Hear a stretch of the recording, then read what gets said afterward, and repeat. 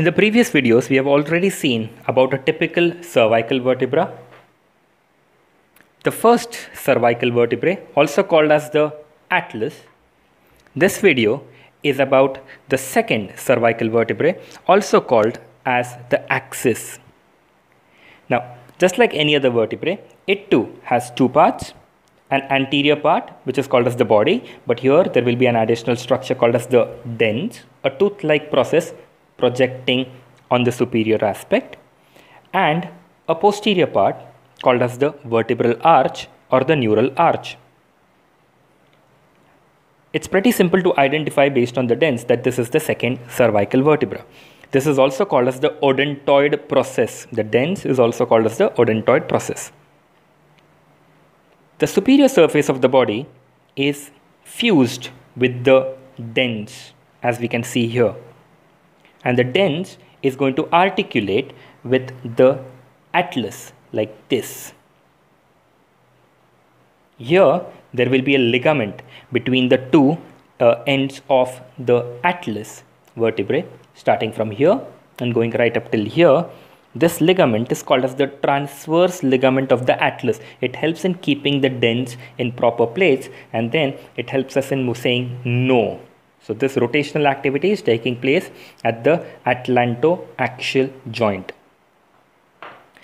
The inferior surface, as you can see, is pretty much flat, but it has a very prominent anterior margin which projects downwards.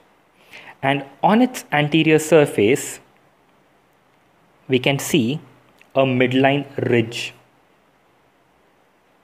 on either side of which there are hollowed out impressions. The posterior arch or the neural arch has two pedicles.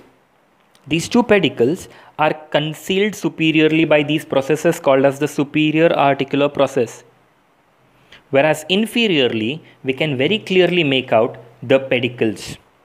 But now here, they are separated from the body by a deep and wide notch. This notch is called as the inferior vertebral notch. The lamina, as you can see, are pretty thick and strong. There are two articular facets. Superior articular facets facing the upper surface of the body, and the inferior articular facets, which are comparatively very small. They lie on the posterior aspect of the transverse process, and they are directed downwards, forwards, and they articulate with the third cervical vertebra. As you can notice, the transverse processes here are pretty small, and they are actually only the posterior tubercles. There are no anterior tubercles here. The foramen transversarium is present, and it is directed upwards and laterally.